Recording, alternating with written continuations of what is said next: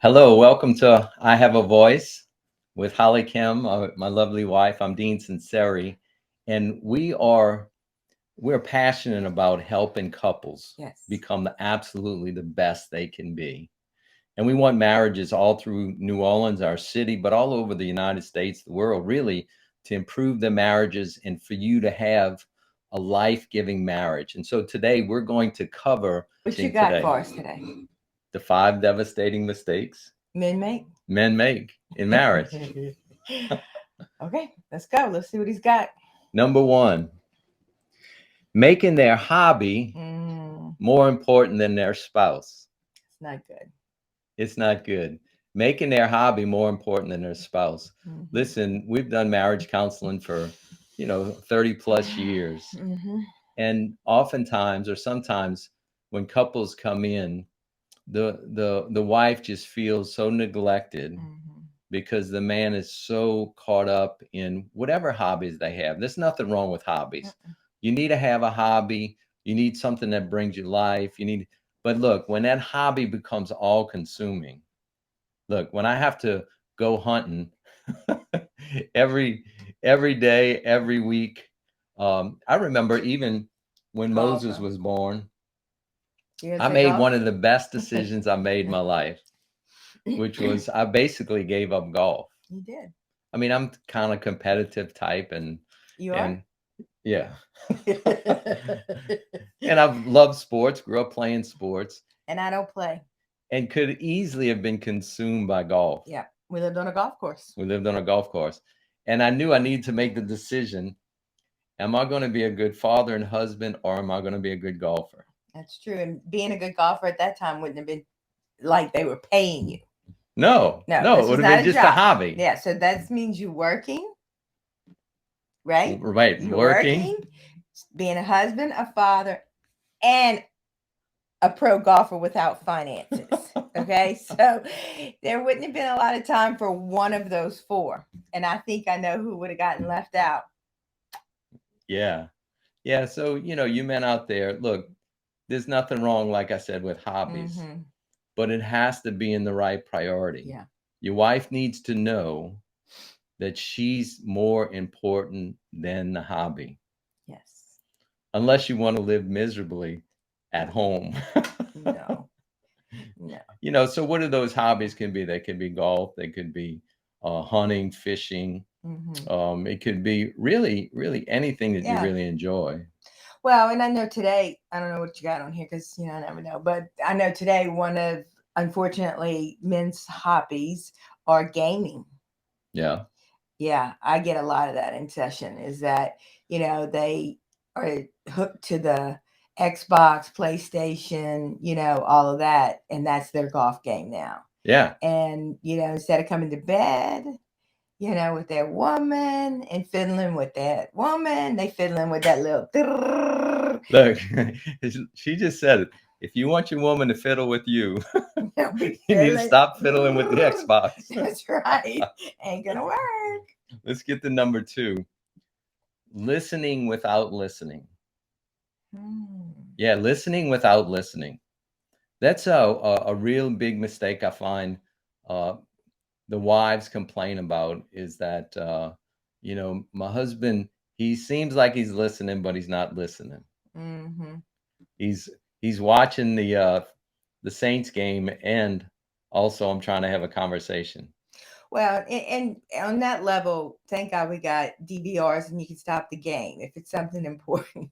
But just to say to women, we'll have to do this next week. What I won't forget to add it, or to tell you, or we need to remember that this is you shouldn't be talking to him about anything serious during the Saints game. Okay, this is like you're going to get not heard. All right, that's not fair. But I understand what you're trying to say. Is that being distracted, right, with something else when you're supposed to be having conversation. Exactly. Active listening, as you can see there, it's a skill to be practiced. Exactly. It is a skill to be practiced. It's not something that comes natural. Not at all. Because when you're a child, you're talking. Yeah. And the parent's job is to listen and meet the child's needs because they can't cook, they can't clean, they can't make money. They need you to hear them. So what happens is if you never grow out of that, which we know some people don't, you just keep talking and you don't listen. So, it really happens to that particular person that's talking and not listening. Yeah. They're lonely. They're lonely. Yeah. And they set you up for an affair in a minute. So you want to learn to listen. It's in your best interest to learn to listen.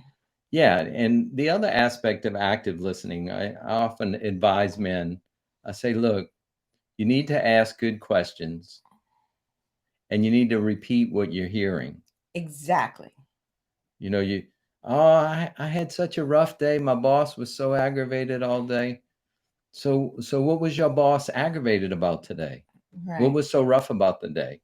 It's like just reflecting back because, oftentimes we are listening, but our spouse doesn't know we're listening because we're not reflecting back what we're hearing. Yeah. And that can be like instead of a 2-hour ordeal and ruin your evening, that can be like a 6-minute gig. Just saying, so what was going on with your boss? Or, man, that must have been rough if she was in a bad mood because I know you that's your friend at work. Yes.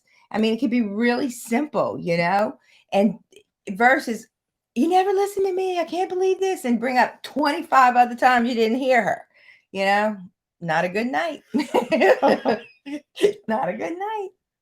Oftentimes I advocate when couples are really wanting to improve their relationship is to do a check-in in the evening. Like find a time once the kids are sleeping or all settled, is to do a check-in and say, what are 3 events that happened that day and how it impacted you emotionally? Yeah. So when I closed the deal, I was really excited. When I was at lunch and my friend told me that he was getting a divorce, I felt really sad. Yeah. Whatever it is, top 3 events during the day, how you felt about it, and then for your spouse to do the same. As simple as that is, it creates connection. It kind of fills you in on the day. I think one of the, not only active listening, but talking, one of the mistakes that men make is often they have conversations in their head that they never share with their wives. You are so right. And then really the wives are interested in those details. I mean, I want to hear about what happened. Well, what happened with your friend and why are they getting a divorce, or how did you sell the deal? And it's like, oh, well, I'm not going to tell her about that. I'm trying to forget the day. And right. No. Let her in on it. Yes. She wants to be your friend. Yes. And, because I know like if Dean tells me something about whatever, I'm like, I'll ask him a question. He goes, I don't know. I didn't ask that. Like, that would be like one of my first questions to ask somebody. He's like, I didn't ask that. I'm like, how could you not ask that? That's so important and part of this situation. So, it's like for a woman, we just want to be a part of. And a lot of men think that's a control. I don't want control. You got enough stuff to do. I just want to be a part of the process or a part of your journey so I can be closer to you. Yeah. Because if I'm closer to you, both of our lives are good. Yeah. That's good. And I know for talking about the one thing about thinking you said something, there have been, he's much better after 30 years, but there's been times when his mom sends a text or whatever. And I'm like, what's this about? Oh, I didn't tell you we were going over there on such and such a date. No, it's okay. But it would have been nice for it to be on my calendar. So I could be prepared. Yeah. But he goes, well, I thought I told you.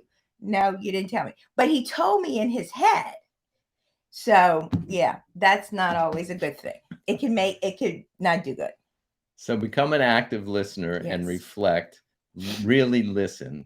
Put the TV on pause and have a conversation and then turn the TV back on. So if it's that important. Yeah, you don't have to fix it. We have another video about that somewhere in here, but you don't have to fix it for her. Just listen. Number 3, the third devastating mistake that men make in the marriages is an imbalance between work and family time. Yeah. That doesn't work. An imbalance between work and family time. I remember I was talking to, somebody, one of my people. And she was saying that her husband worked all the time. And so we just kind of looked at his work schedule. And particularly this person did not really work all the time. However, because of what he did, it appeared that it wasn't that important, even though he made very good money. And I said, let's put it in context. If your husband was a ER surgeon, would you be that upset with him if he was putting some energy into that process? And she said, no. I said, why is it that his job is less important than the person that was saving someone's life? So for the woman, she needed to be kind of checked that in that particular situation, he really wasn't putting work in front. It was just that the job that he had, the business that he had, wasn't like saving lives. But he was making a lot of money. So in the other, to take up for the man, and the other instance is that if you always bring work home and you're always on your phone, you have to have some boundaries with that, because, let's just say you get home 6, 7 o'clock. You got little kids, they should be in bed before 9, in my opinion. You do what you want, but that's not many hours to be together as a family. Yeah. And, somewhere you have to stop the day. If you have to get back on, well, when she's in the bath or whatever, but it becomes, you gotta schedule some time for one another. Absolutely. Absolutely. Yeah. And it's so ingrained in oftentimes in men is that our primary job is to be provider. Yeah. Which is truth to that. But look, it's so much more to being a husband and a father than being a provider. Yeah. There was a time when the old school, when that was it. The father would go to work, he'd come home exhausted, sit in the recliner, and the wife took care of everything. That's when she kicked in the gear. But that's no longer true today. Is that there needs to be balance between work and home. Yeah. I've seen so many individuals that have been so driven to be successful at work, which is good and noble in and of itself, and yet have lost their marriages. Yes. And it's led to affairs, have led to loneliness, led to so many things. And you really have to have a balance between the work and the home life. That's a high need for the woman, is for the man to be committed to the family. And that's not just committed in fidelity, but committed to participating in the events, in the children's events, in dates, and so forth. So we really encourage you to create balance there. Yeah. And one of the things too is being involved. When you talk about balance, being involved, not in just what you want to watch on TV. Because it's real easy to think, oh, well, they've been home 3 hours where I'm not home, or 2 hours. That doesn't mean they've just been sitting down having the TV to themselves. It's not that you can't watch what you want to watch on TV, but there has to be some family. Like we used to do when Moses was little. Every Friday night was family night.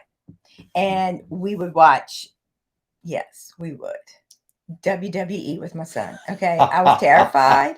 I was afraid he was going to become a WWE wrestler. I told Dean, if this happens, I will be really mad. Okay.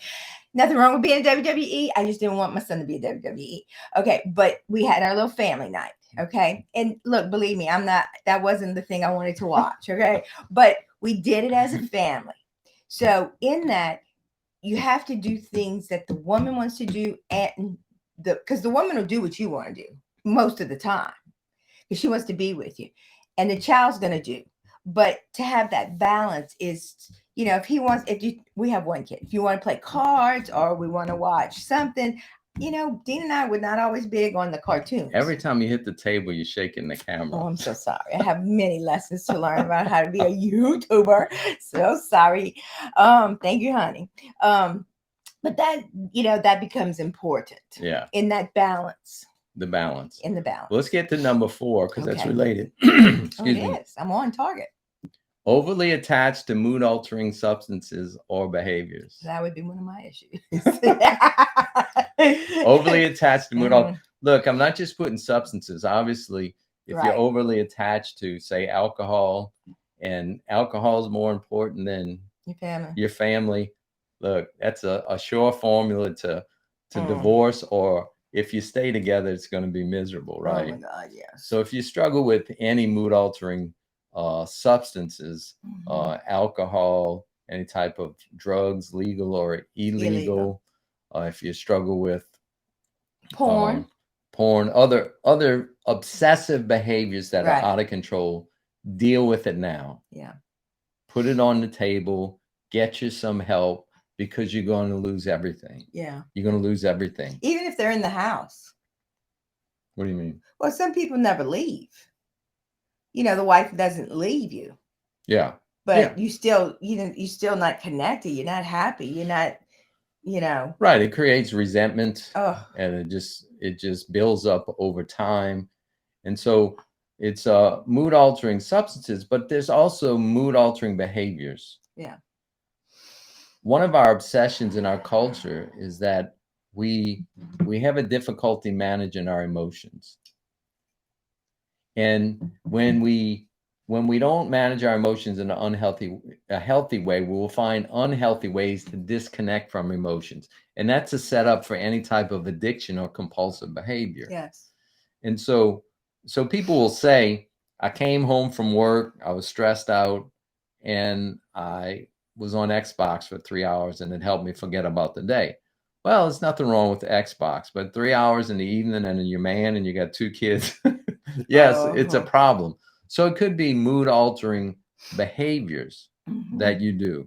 And that can even go into the realm of hobbies. That can go into the realm of, obsessively watching TV or being on the phone. The phone.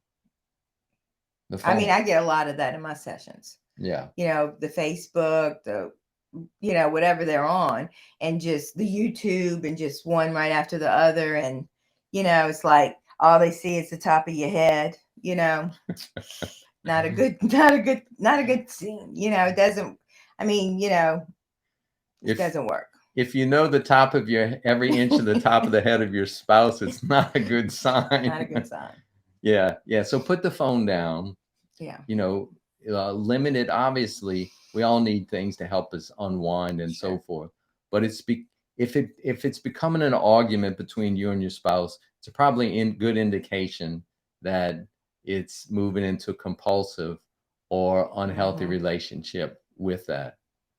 And so the overly attachment to mood altering behavior, we could spend all day in that particular one. You could spend all year in that. Yeah. Yeah.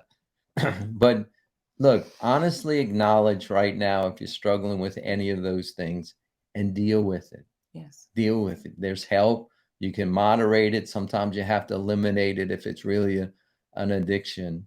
But there's nothing more important. It's interesting. Why do we work so hard in our jobs? Because we want a good family. Why do we do so many things? A lot of our motivation is because we want good marriages and good families, and then those things that we get attached to start to take away from it, and it needs to be dealt with.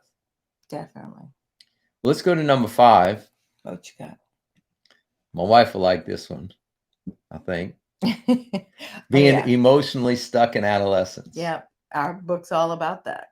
Yeah, that number 5 is a big one. It's an interesting thing. There's a fella I love to read, maybe in the 90s. This fella, Robert Bly, and he did a lot of work with men.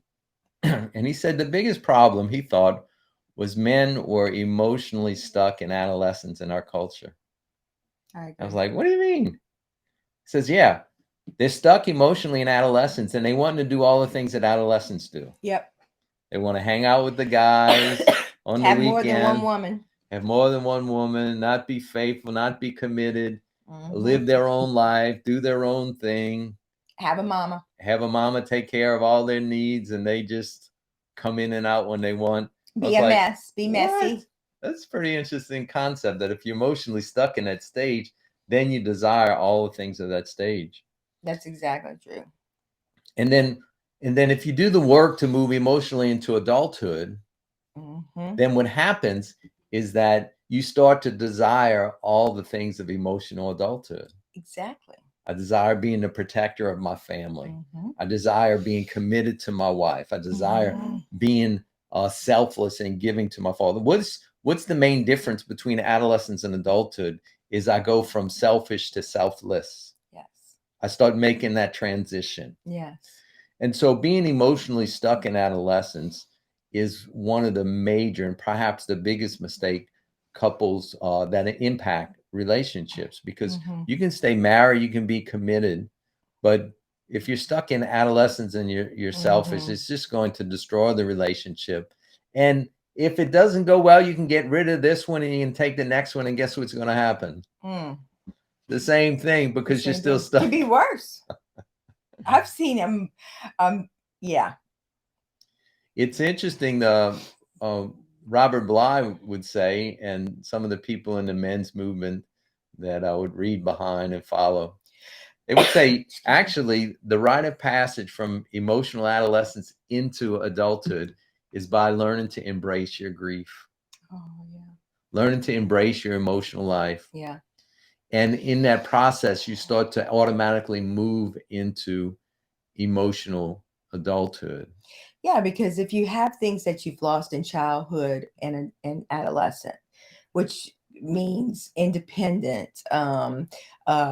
maybe it wasn't safe emotionally in your house, maybe you were in a controlling environment, you were abused, violence, I don't know. So what starts to happen, and you're a big person, right? So but you still emotionally have all the stuff that needs loving, needs, when I say healing, means it needs to be heard, it needs to be loved, it needs to be worked out. Then all of a sudden, now I'm reacting to that in the world, even though I'm not saying it. So no one's going to tell me what to do. No one's going to tell me what time to go to bed. No one's going to tell me how to spend my money. No one's going to tell me where I can go and where I can't go. I mean, come on. As an adult, why does somebody even have to tell you that? Why wouldn't you want to, work with your partner on what would be the best solution to get us to financial stability? What would be the best solution to spending our money on fun, that you get to do this, I get to do this, and we'll do this together? It's like, I mean, two is better than one. Yeah, of course. Yeah. It's sad too, because you think you're all cute when you're in your 30s and you're acting 17. But baby, when you 55 and you acting 17, you ain't cute at all. Everybody's talking about you. They be like, if they don't say anything, inside they go, because it's not attractive. Yeah, of course. Of course. A man's attractive. A man is attractive. A man is attractive. Like my man's attractive to me. Oh, thank you, honey. Yes. So those are the 5 common mistakes. And next week, we're going to actually do the 5 common mistakes women make in marriage. And so we'll get into that. But, it's really our heart, HollyKem and I, is for you to have absolutely the best marriage. And we believe in you. Yes. We believe that you are made to have a happy and fulfilling relationship. And you're made to be the person that God has destined to you to be. And we want to help you get there. Yeah. I mean, you can change, you can do it. You can become all that you want to be and more. You can be in a healthy, loving relationship. You can be a giver and you can be a receiver. It's incredible. You can do this. Look, if I can do it, all that I've been through, drug addict, alcoholic, junkie, convicted felon. Yeah, you can get this. You can do this. Yes, you can. We want to give you a resource to continue this process. We want to help your communication with your spouse. How to communicate with your husband. We have a whole video on that. And then also how to communicate with your wife. So click on these now and keep the process going. Keep improving your relationship.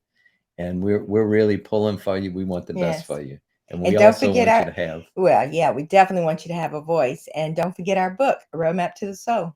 Have a great day. Have a voice.